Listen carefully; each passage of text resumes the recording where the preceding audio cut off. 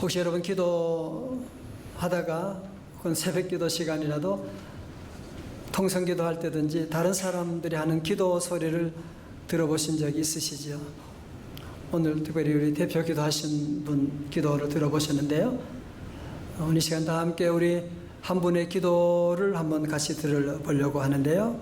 바로 우리 예수님의 기도입니다.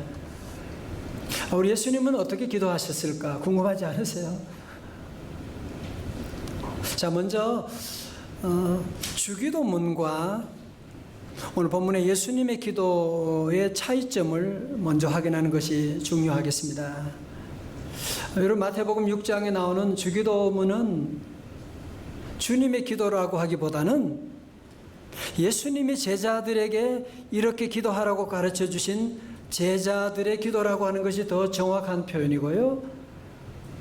요한복음 17장의 말씀은 정말 예수님이 하나님께 기도를 올린 예수님의 기도다, 주기도다라고 말하는 것이 정확한 표현일 것입니다.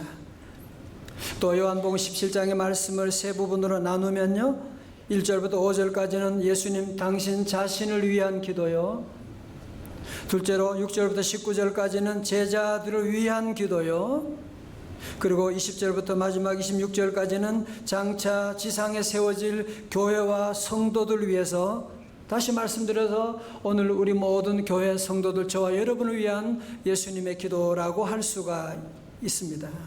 그러므로 우리 예수님께서 하나님과 인간 사이의 중보자로서 기도하셨기 때문에 이 기도를 또한 예수님의 대제사장적 기도라고 그렇게도 말하고 있는 것입니다. 자, 근데 우리가 기도할 때 보면 우리가 기도 안 하는 건 아니지만 우리의 기도는 너무 이기적인, 자기중심적인 기도를 할 때가 참 많지 않습니까? 어느 집에 손님을 초청해서 저녁에 식사를 하게 되었는데 엄마가 6살 난 딸에게 네가 오늘 저녁에 식사 기도하는 게 좋겠다 그러는 거예요. 얘가 너무 난처해가지고 엄마 나 기도 못해요. 그러니까 아니야, 늘 엄마가 하던 대로 하면 되잖아. 그래서 얘가 기도하기 시작했어요. 오 하나님, 우리 집에 왜 이렇게 손님이 자주 오는지 모르겠어요. 그래서 우리가 기도를 보면 너무 자기중심적인 그런 이기적 기도를 할 때가 많은데요, 정말 예수님은 어떻게 기도하셨을까, 무엇을 기도하셨을까 한번 보면요, 1절 말씀 우리 다 같이 이제 더 나은 제사로 나가면 말씀 읽을 때 더 크게 읽으셔야 돼요. 아멘도 더 크게 하시고. 자, 1절의 말씀 17장 1절입니다. 다 같이요, 시작. 예수께서 이 말씀을 하시고 눈을 들어 하늘을 우러러 이르시되 아버지여 때가 이르렀사오니 아들을 영화롭게 하사 아들로 아버지를 영화롭게 하게 하옵소서. 아멘. 여러분, 이제 이 말씀은 예수님께서 요한복음 14장부터 16장까지의 마지막 고별 설교를 마치시고 이제 내일 죽음을 앞두시고 이제 카이로스가 임하셨다, 마지막이 임하셨다라고 하는, 마치 사형수가 마지막으로 남길 얘기를 남기는 것처럼 우리 예수님은 내일 십자가 죽음을 앞두고 지금 마지막으로 하나님 아버지께 기도하고 있는, 마지막 예수님의 소원을 하나님께 아뢰고 있는, 여러분, 그러니까 이 기도가 얼마나 중요한 기도겠습니까? 예수님의 눈을 들어서 하늘을 우러러 보시며, 유대인들은 기도할 때 눈을 들어서 하늘을 우러러 보면서 기도하는 기도를 즐겨했는데요, 예수님께서 하나님께 무슨 기도를 하셨느냐? 1절 중간에 아버지여 때가 이르렀사오니 아들을 영화롭게 하사 말씀하고 있죠. 아들을 영화롭게 하사. 여러분, 아들 영화롭게 해달라고 해서 예수님 당신만을 위한 그런 기도가 아니거든요. 보세요. 그 다음에 뭐예요? 아들을 영화롭게 하사 아들로 아버지를 영화롭게 하게 하옵소서 말씀합니다.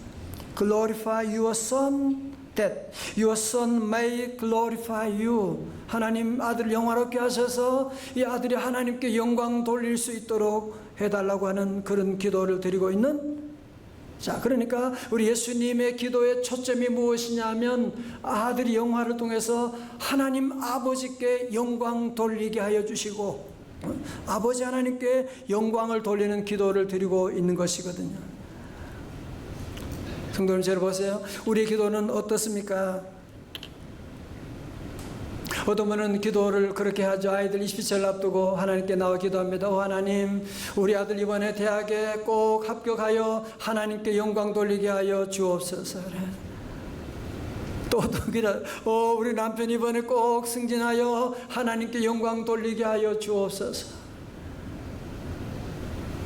가만히 보면 정말 아주 멋진 그런 기도로 보여지고 있습니다만은 우리 기도의 액센트가 어디냐 말이죠.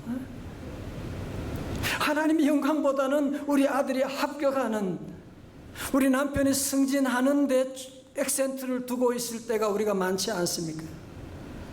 여러분, 그건 하나님의 영광을 위한 기도가 아니에요. 여러분, 하나님은요, 눈치가 얼마나 빠르신지요.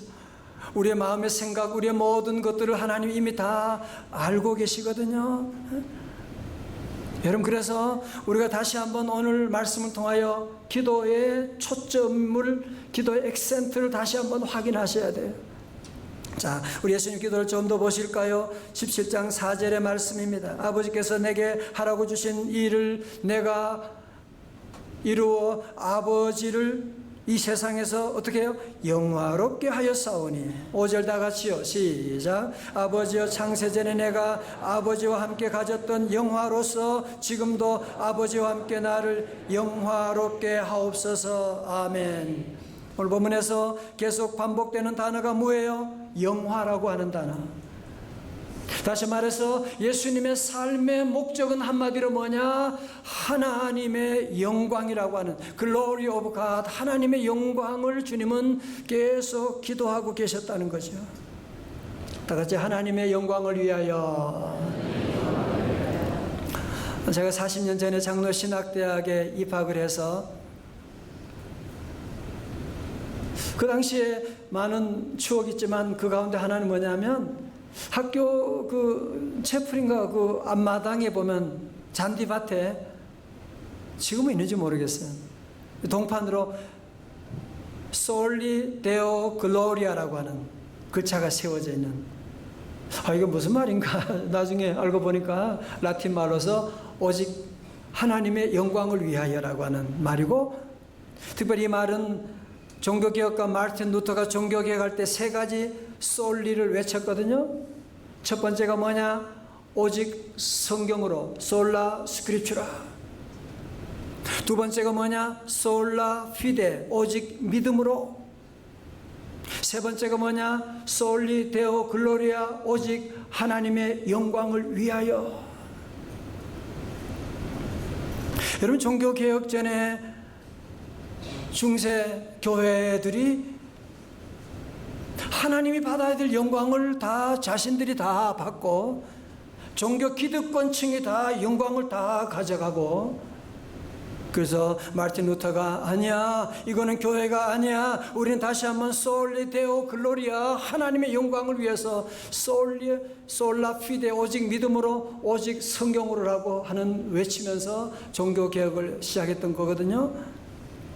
여러분, 그런데 지금도 보면 가끔 로마 교황청에 보면 그 교황이 베드로 성당에서 창문을 열고 나와서 손을 들면 거기에 있는 그 성도들이 그냥 관중이 박수를 치고 열광하게 되는, 저는 그거 보면 가슴이 섬찟해요.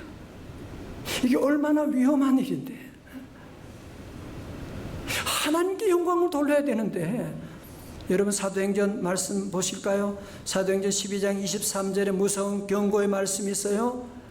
헤롯이 영광을 하나님께 돌리지 아니하므로 주의 사자가 고치니 벌레에게 먹혀 죽으니라.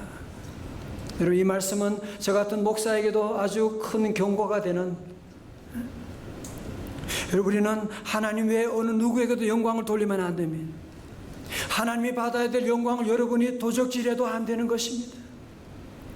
우리 교우들 제가 목회하면서 보면 늘 하나님의 은혜입니다, 할렐루야 많이 하고 너무너무 감동이에요. 그래야죠. 네, 앞교계도 하나님의 은혜지요. 하나님의 은혜지. 하루하루 살아가는 것이 하나님의 은혜고, 하나님께 영광, 글로리 투 갓, 하나님께 영광을 돌려야 되지. 내가 잘나서, 내가 똑똑해서, 내가 열심히 해서 하나님이 다 거둬가신 걸 여러분이 아셔야 돼요. 이사야 48장 11절 하나님께서 말씀하십니다. 어찌 내가 내 이름을 욕되게 하리요, 내 영광을 다른 자에게 주지 아니하리라. 우리 하나님은 절대로 하나님의 영광을 다른 자에게 주지 않고요, 하나님은 절대로 하나님의 영광을 포기하지 않고요, 하나님은 절대로 하나님의 영광을 빼앗기지 않고요, 하나님의 영광을 거부하는 자들에게 모든 영광을 다 거두어가 버리게 되시는 거예요. 이사야 43장 7절도 이스라엘을 가리켜 하나님 말씀하십니다. 내가 내 영광을 위하여 창조된 자라고. 그 하나님의 영광을 돌리지 않으니까 저들이 바로 예루살렘 멸망과 바벨론 포로의 비극을 맛보게 된 것이고, 우리 한국교도 6.25 전쟁 일어난 모든 것도 8.15 광복을 맞이해서 이런 놀라운 기적 은혜가 어디 있습니까? 여러분, 어디 우리 힘으로 해방을 이루었나요? 우리 힘으로? 우리가 노력해서 해방을 이루었나요? 하나님의 은혜 가운데 우리 민족을 살려주셨는데, 하나님 섬기는 교회들이 그때부터 싸우기 시작하는 거예요. 그때부터 교단이 갈라지기 시작하는 거예요. 그때부터 자기들이 잘났다고. 그래서 6.25 전쟁이 일어나게 된 것이거든요. 여러분, 우리는 이런 역사를 통해서 반드시 깨달아야 됩니다. 하나님의 영광은 절대로 타협할 수 없는 진리이고, 이것은 성경에 나오는 핵심적인 내용이고, 이제 우리가 살아가야 될 모든 삶의 이유가 어딨냐? 바로 하나님의 영광을 위해서라고 하는 것이거든요. 할렐루야. 오늘 여러분들이 신앙생활 하면서 때로 시험 들 때가 있는데 왜 그래요? 그 이유가 어디 있습니까? 우리의 관심의 중심축이 하나님의 영광을 위한다기보다는 자꾸 나의 영광, 나의 명예, 나의 자존심, 여기에 관심의 초점을 두게 되면 작은 일에도, 작은 말 한마디 듣고도 시험 들게 되는 거예요. 지가 나를 어떻게, 내가 이렇게 잘했는데 내한테 박수도 안 해주고, 자꾸 우리가 믿음 생활하면서 하나님의 영광이 아니라 자꾸 나의 자존심, 나의 명예를 생각하다 보면 작은 일도 시험 들게 되고, 그때 마귀가 역사에서 큰 어려움을 가져온 일이 얼마나 많은지 모릅니다. 그래서 남에게 잘해주고 상처받고, 요즘 정신질환자들이 많은 이유가 무엇이냐? 심리학자들은 말합니다. 그것은 자신에게 집중된 삶을 살기 때문이라고 하는데, 동의하십니까? 성격 심리학자 알프레드 애들러는 말하기를, 이기심은 자기를 방어하기 위한 강력한 무기이기도 하지만 때로는 자아의 확장을 가로막는 장애물이기도 하다고 했습니다.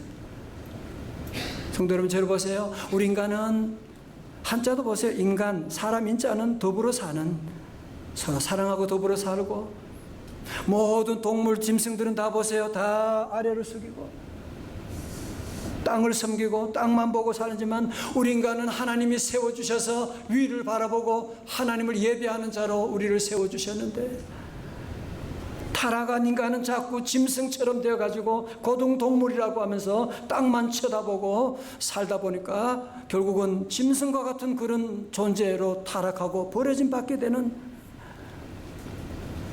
그러면서 자꾸 우리는 너무 자기에 집중하는, 다른 사람 나를 어떻게 보느냐, 왜 나를 우습게 보는 거예요? 지가 뭔데 내한테 그러는 거예요?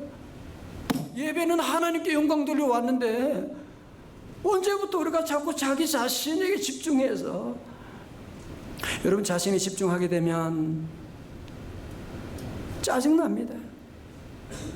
자신에게 집중하다 보면 우울증이 찾아오게 됩니다. 여러분, 자신에게 집중하게 되면 부부 사이도 보세요. 부부 사이도 자기 자신에 집중하면, 자기 만족을 위하면 그 가정은 100% 가정 불행하게 되는 거지. 우리가 예배드릴 때도 마찬가지거든요. 좋은 예배는 자기 감정이 충족되는 예배가 아닙니다. 내 마음에 드는 설교를 듣고 내 기도가 응답되고, 그게 좋은 예배가 아니에요. 왜? 그렇게 되면 자칫하면 우리는 하나님이 아니라 내 자아를 우상으로 섬기게 되는 그런 잘못된 예배로 빠지게 되기 때문에 그런 것이거든요. 여러분, 참된 예배, 하나님이 받으신 예배는 어떤 예배냐? 하나님께 영광을 돌리는, 세상과 나는 간 곳 없고 구속한 주만 보이도다. 다 같이 한 번 더요. 세상과 나는 간 곳 없고 구속한 주만 보이도다. 이것이 나의 간증이요, 이것이 나의 찬송일세. 나 사는 동안 끊임없이 구주를 찬송하리로다. 자, 그럼 우리가 어떻게 하면 하나님께 영광을 돌리는 삶, 아니 우리 예수님은 어떻게 하나님께 영광 돌리는 삶을 살아가셨나요? 기도만 하셨나요? 아니에요. 17장 4절의 말씀 보면 예수님께서 아버지께서 내게 하라고 주신 일을 내가 이루어 아버지를 이 세상에서 영화롭게 하였사오니. 다시 말씀 보세요. 아버지께서 내게 하라고 주신 일을 내가 이루어. 자, 그러면 아버지께서 내게 하라고 하신 일이 구체적으로 무엇인가요? 그것이 바로 십자가를 통한 인류 구원 사역을 말하는 것이거든요. 여러분, 자, 저를 보세요. 여러분, 십자가의 원리는 아주 간단합니다. 오늘 아침 식사를 하고 오셨잖아요. 점심 식사하실 거잖아요. 여러분, 식사하실 때 뭘 드세요? 여러분, 식사할 때 생선이 파닥파닥 살았던 생선이 죽어서 내 몸에 들어와서 내게 생명을 주는 거죠. 그렇게 싱싱했던 채소들이 죽어서 내 몸에 들어와서 내게 생명을 주는, 바로 그거예요. 죽음을 통해서 우리에게 생명을 주시는 예수님이 십자가에 돌아가심으로 말미암아 우리에게 다 생명을 주시고 구원해 주시고 하나님의 자녀를 삼아 주신 이 놀라운 십자가의 사건을 통하여서 우리 하나님께 영광을 돌리셨습니다. 그 말씀을 하는 거죠. 그러므로 예수님을 믿는 저와 여러분들, 우리도 예수님처럼 우리가 하나님께 영광 돌리는 삶을 살아가기 위해서는 어떻게 하느냐? 다른 길이 없어요. 하나님 영광 받아주세요. 기도만 해도 안 되는 거예요. 우리도 십자가 지고 나가면 지난주에 설교 노트처럼 황제 펭귄처럼 영하 50도로 나가는, 스티븐 잡스가 얘기한 것처럼 스테이 헝그리 하는, 여러분이 성공해도 여러분이 높은 자리 가도 항상 스테이 헝그리 하고 늘 낮은 자리에서 늘 십자가 자리 서는 걸 좋아하고 늘 여러분이 어디 가든지 십자가 지는 삶을 살게 되면 여러분 통해서 생명의 놀라운 역사가 나타나는 거예요. 여러분이 회사이든지 여러분이 학교든지 여러분이 어디 있는 삶의 자리든지 여러분이 늘 십자가 지는 삶을 살아가게 되면 거기에 생명이 있고 거기에 구원이 있고 그곳에 하나님의 놀라운 영광이 임하는 줄로 믿습니다. 그러나 성도 여러분, 그러면 우리 예수님은 그렇게 십자가 비참하게 돌아가시고 그러면 아버지 하나님께서 어떻게 하셨나요? 아들은 십자가 비참하게 죽고 그냥 아버지 하나님은 영광 받으시는 그런 비참한 비정한 아버지신가요? 아니에요. 빌립보서 2장의 말씀 보세요. 예수님의 십자가 사건 후에 하나님께서 아들을 얼마나 높여주셨는지, 그를 지극히 높이사 모든 이름 위에 뛰어난 이름을 주시고, 다 같이 아멘. 모든 무릎을 그분 앞에 꿇게 하시고 아멘. 또한 모든 입으로 예수를 주라 시인하여 하나님께 영광을 돌리게 하셨느니라. 여러분, 그렇습니다. 이것이 바로 영광의 선순환이에요. 우리가 내가 죽어서 십자가 짐으로 하나님께 영광 돌리고 나가면 우리 하나님이 그 영광을 받으시고 다시 하나님의 놀라운 영광이 우리에게 임하게 되는, 이 하나님의 영광이 선순환되게 된다는 거예요. 자, 저를 보세요. 그러므로 성도 여러분, 우리 하나님의 자녀잖아요. 다시 아멘. 하나님 우리 아버지시잖아. 믿으셔야 돼요. 뭘 믿으세요? 그러므로 여러분은 걱정할 필요가 없어요. 여러분이 걱정할 게 하나 있다고 한다면 그건 하나밖에 없어요. 내가 어떻게 하면 하나님의 영광 위에 살 수가 있지? 내가 이 직장 하나님이 내게 주셨는데, 이 사업을 통해서 내가 이제 얼마 안 남았는데 이 사업을 통해서 하나님 영광 어떻게 드러내지? 하나님이 우리 가정에 이렇게 귀한 복을 내려주셨는데 우리 자녀를 통하여 하나님께 어떻게 영광 돌리지? 하나님이 내게 이렇게 건강 주셨는데 내가 이 건강 통하여 하나님께 어떻게 영광 돌리지? 여러분, 이거 하나를 여러분이 이제 앞으로 고민하셔야 돼요. 우리도 예수님처럼 십자가 지고 하나님 영광 위해서 고민하고 나갈 때 세상이 주는 인기, 세상이 주는 축복과는 비교할 수 없는 하나님의 놀라운 영광이 여러분의 가는 길에도 늘 호유하게 되는 역사가 임할 줄로 믿습니다.